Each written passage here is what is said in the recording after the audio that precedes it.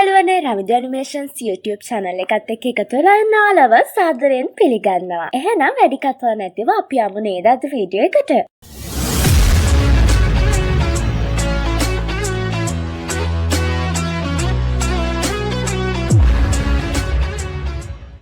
යාළුවනේ ලුවෝ අයිස් බන්ධනාගාරයෙන් නිදහස් වෙලා චාවස් නගරයට ආවට පස්සේ ලුවෝ මුලින්ම යන්නේ එයාගේ මාස්ටර්ව බලන්න. අයිස් බන්ධනාගාරයේදී සිදුවන හැම දෙයක් ගැනම ලුවෝ එයාගේ මාස්ටර්ට කියනවා. ඒතරක් නෙවෙයි ලුවෝ ගොඩක් අමාරුවෙන් හොයාගත්ත මුර්ග දෙවියන්ගේ ටෝකන් එකක් ටැගක් විදිහට එයාගේ මාස්ටර්ට දෙනවා. හැබැයි යාළුවනේ මේක නිකන් ටැගක් නෙවෙයි. චෙන්යාන් මාස්ටර්ට විශ්ව උත්තරීතර මට්ටමට යන්න උදව් වෙන ගොඩාක් වටින ටැගක්. ලුවෝ කියන්නේ තමන්ගේ ගෝලයෙක් වුණත් මේ වගේ ගොඩක් වටින ටැග්ගක් පිළිගන්න චෙන්යාන් මාස්ටර් කැමති වෙන්නේ නැහැ. ඒත් ලුවෝගේ අවංකකම දැකලා චෙන්යාන් මාස්ටර් ඒක බාර ගන්න කැමති වෙනවා. හැබැයි යාළුවනේ ලුවෝ ඒ ටෝකන් එක මාස්ටර්ට දුන්නට ලුවෝට කිසිම පාඩුවක් වුණේ නැහැ. ඒ මොකද දන්නවද? චාවස් නගරේ ප්‍රධානිතුමා දැනගෙන හිටියා එයාගේ ගෝලයව විනාශ කරන්න විදේශීය ජාතීන් බලාගෙන ඉන්නවා කියලා. ඒ හින්දා මනුෂ්‍ය ජාතියේ ඉහළම නායකයන්ගෙන් ඉල්ලීමක් කළා තිබුණා ලුවෝ වෙනුවෙන් රණනීතියට සම්බන්ධ ටෝකන් එකක් හොයලා දෙන්න කියලා. ඉතින් වැඩි කාලයක් යන්නත් කලින් ප්‍රධානිතුමාට පුළුවන් වෙනවා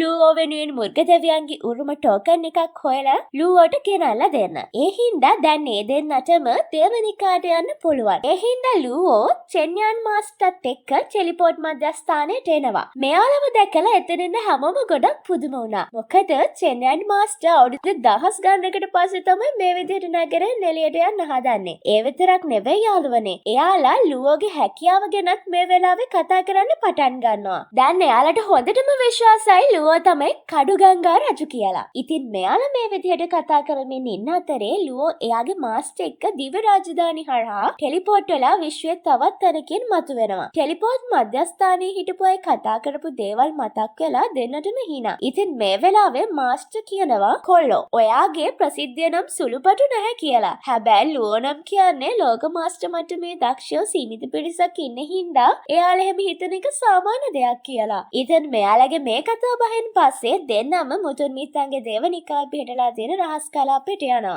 මේ ගමනේදී ලුවෝ එයාගේ තුන්වෙනි ලෝක අඩුව අධ්‍යයනය කරන්න අමතක කරන්නේ නැහැ. ඒ විදිහට මාස 3ක ගමනක් නිමා කරලා මෙයාලා දේවනිකාය පිටලා තියෙන රහස් කලාපයට එනවා. යාළුවනේ මේ රහස් කලාපය කියන්නේ සාමාන්‍ය තැනක් නෙවෙයි. ආලෝක වර්ෂ මිලියන 160ක් තරම් ඈතට විහිදුන මොනර පිලකට සමාන හැඩයකට තමයි ඒ ප්‍රදේශය නිර්මාණය වෙලා තියෙන්නේ. හරියටම කිව්වොත් විශ්ව රටක ප්‍රමාණයට ඒක ගොඩක් සමානයි. එහෙදි මෙයාලට කළු සුළු සුළං වලටත් මුහුණ දෙන්න වෙනවා. යාළුවනේ මේ කළු සුළු සුළං කියන්නේ දේවනිකායේ රහස් කලාපයේ තියෙන ගොඩක් සුලභ දෙයක්. ඒ වගේම මේ ප්‍රදේශීය වටේටම ඒවා නිර්මාණය වෙලා තියෙන හින්දා සාමාන්‍ය ශක්තියක් තියෙන කෙනෙක්ට ඒ භූමියට ඇතුල් වෙන්න බෑ. මොකද ඒ වගේ සුළු කුණාටුවකට විශ්ව උත්තරීතර මට්ටමේ කෙනෙක්ව උනත් ගොඩාක් ලේසියෙන් විනාශ කළා දාන්න පුළුවන්. හැබැයි ඉතින් අපේ කට්ටියට නම් මේකෙන් බලපෑමක් වෙන්නේ නැහැ. මොකද යාලින්නේ ගොඩාක් ශක්තිමත් යානාවක් ඇතුළේනේ. ඉතින් මෙයාලා මේ විදිහට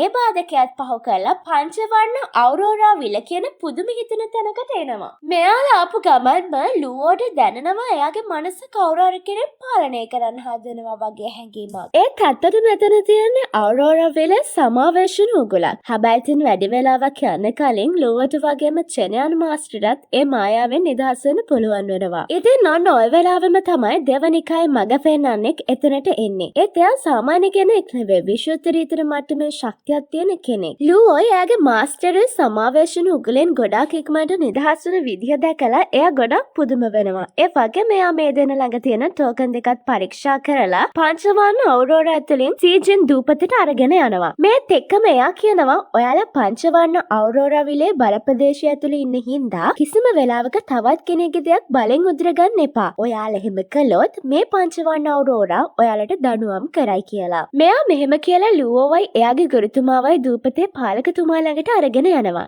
ඉතින් මේ මග පෙන්වන්නටත් ගෞරව කරලා දෙන්නම දූපතේ පාලකතුමාව හම්බ වෙන්න යනවා. දූපතේ පාලකතුමා මේ දෙන්නම සීජීන් දූපතේ උරුමකරුවන් විදියට පිළිගන්න ගමන් මහිම ලෝකයේ අතාත්වික අවකාශයට ඇතුළු වෙන්න පුළුවන් අතාත්වික උපකරණ දෙකකුත් දෙනවා. ඒ වගේම එයා කියනවා මාලිගාව ඉදිරියේ තියෙන වතුර මල් තුන පාවිච්චි කරලා ඔයාලට උරුම ප්‍රදේශයට නිදන් ප්‍රදේශයට වගේම රහසිගත ප්‍රදේශයට යන්නත් පුළුවන් කියලා. යාළුවනේ මේ උරුම දේශය කියන්නේ මුර්ගදවියන්ගේ උරුමය ලබා ගන්න පුළුවන් තැන. මේ ප්‍රදේශයට ඇතුළු වෙන කෙනෙක්ට එයාගේ නීති හැකියාව පරීක්ෂා කරලා බලන්න වගේම ඒව වැඩි දියුණු කරගන්නත් පුළුවන්. ඉතින් මේ මාර්ගයේ කොටස් 7කට බෙදලා තමයි තියෙන්නේ. ඒ හින්දා මට්ටමින් මට්ටමට තමන්ගේ හැකියාව වැඩි දියුණු කරගෙන තමයි ඊළඟ මට්ටමට යන්න ඕනි. කාට හරි බාහිර සහායක් ඒ කියන්නේ ආධ්‍යාත්මික වගාවට උවමනා කරන දේවල් අරගන්න ඕනි නම් ඒ කෙනාට අනිවාර්යයෙන්ම මහිම ලකුණු එකතු කරන්න වෙනවා. ඒ කියන්නේ මහිම ලෝකයට ගිහිල්ලා ඒව උපය ගන්න වෙනවා. ඉතින් මේ උපදෙසුත් එක්ක දෙන්න මෙයාලගේ පුහුණුවෙන් පටන් ගන්නවා. මේ වෙලාවේ චෙන්නයන් මාස්ටර් දැනනවා එයා විශ්වෝත්තරීතර මට්ටමේ බාධකයේ ළඟටම ඇවිල්ලා කියලා. ඒ හින්දා එයා ලුවෝටත් සමුදීලා පුහුණුවීම් කරන්න පටන් ගන්නවා. ඒ හින්දා දැන් ලුවෝ හදන්නේ චියන්යු රජුත් එක්ක නිදන් භූමියට ගිහිල්ලා එයාගේ ශක්තිය වැඩි කරගන්න. යාළුවනේ මේ චියන්යු රජු කියන්නේ හොන් සන්දානයේ සමාජිකයෙක්. ඉතින් එයා කියන විදිහට මේ නිදන් භූමිය කියලා කියන්නේ පැරණි දෙවිවර අතහැරලා දාපු නිදන් තියෙන තැනයි. හැබැයි ඒව හොයාගන්න එක නම් එච්චර ලේසි වෙන්නේ නැහැ. ඉතින් මෙයාලා මේ විදිහට ගමන් කරන අතරේ මෙයාලට